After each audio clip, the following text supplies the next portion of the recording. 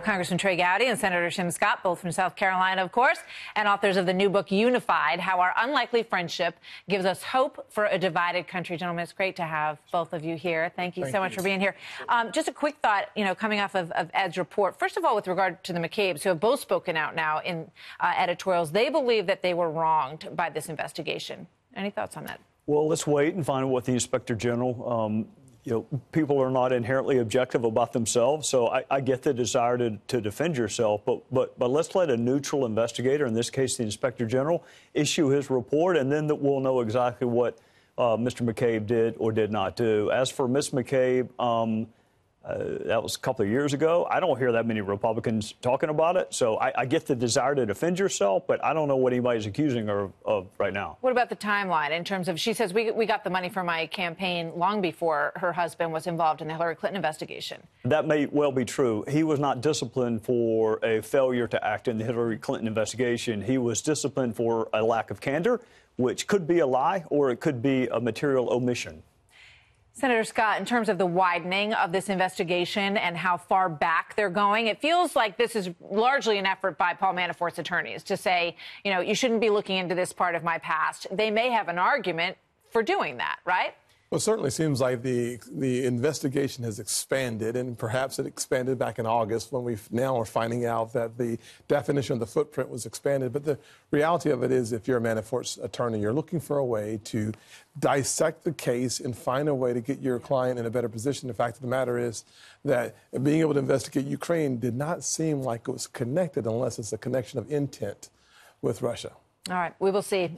So the book is called Unified, How Our Unlikely Friendship Gives Us Hope for a Divided Country. And I want to read the dedication because I thought this was particularly touching, and I want to share it with everybody. To Artist Ware, Tim's grandfather, who grew up in a segregated South and a polarized world, but who learned to love everyone. His faith and his perspective were transformational. And to Jessie Lee Evans, Trey's grandmother, who shared with artists a love of South Carolina and a profound faith in God. In the segregated age in which they lived, the two never met. But 2 generations later, their grandsons became the best of friends. Yeah. It really is a story of progress. So often we find people criticizing the South and South Carolina, specifically at the start of the Civil War. The truth of the matter is that the Southern heart has come so far in such a short period of time. And when we were born, we would not have been able to play together, lunch together, drink out of the same water fountain. But 50 years later, the good Lord and the good people of South Carolina have transformed who we are. And that has provided an unlikely friendship to start and then to blossom. So much so that after the church shooting, Emmanuel Mother church shooting, the first person I turned to was Trey Gowdy, a white guy from the very state that has a provocative and yet rich history on race. And it's just a testament to how far we can come if we focus on the things that we have in common. And in Unified, we try to help people understand, while we differ on some parts of law enforcement, some parts of education, spiritually we're in different corners at times. The fact of the matter is, if you focus on the things you have in common, our country, as polarized as it seems today, can still be one nation under God, indivisible, with the best and brightest days of our future ahead of her.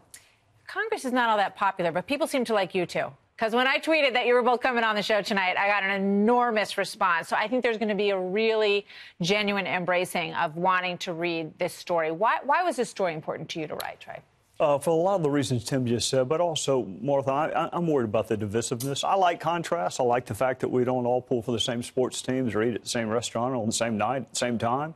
But conflict is debilitating. And I just feel our country being torn apart such that we're not even willing to have a conversation. And Tim and I don't agree on lots of things. It's never interfered with our friendship. We mentioned Democrats by name in the book that we have wonderful personal relationships with. My 21-year-old daughter doesn't agree with me on anything political, literally anything. But they're still our family. So you still have the conversation. And I don't want us to get to the point where we kind of retreat to our own corners, question one another's motives, and then forget the fact we have a lot in common if we just listen to each other. A lot of people, Senator, believe that the president has led to this divisiveness in the country. What do you think? Well, I think there are 2 points of inflection that I think are incredibly important. After the Charlottesville situation, he and I were on very different pages as it relates to the provocative history of race in this country. He invited me to the Oval Office to have a conversation about it. One of the things that came out of that conversation was legislation I was pushing. It was the Investing in Opportunity Act to focus on distressed communities. President Trump said, yes, let's find a way to work for those folks who are stuck and who lack the same opportunities that he had and that I have had. That really has had a major impact, and I think will have a ripple effect throughout this country for years to come. Number two, African-American unemployment has not seen this level, 6.9%, in probably 2 decades, and if I'm right, maybe 3 decades. So the economic policies of this administration have led us to a level of prosperity that we would not have imagined 2 years ago. Yeah. So the truth of the matter is the president has said some things that I totally disagree with from a racial perspective, but he's also done some things from a policy perspective that is undeniably in the best interest of this country long term. And I think a good economy makes a lot of things possible. Thank you so much, gentlemen. Congratulations on the book. Yes, I look forward to reading the rest of it. And good to have you both here. Don't be strangers. Come back Absolutely. soon. Take care. Thank you.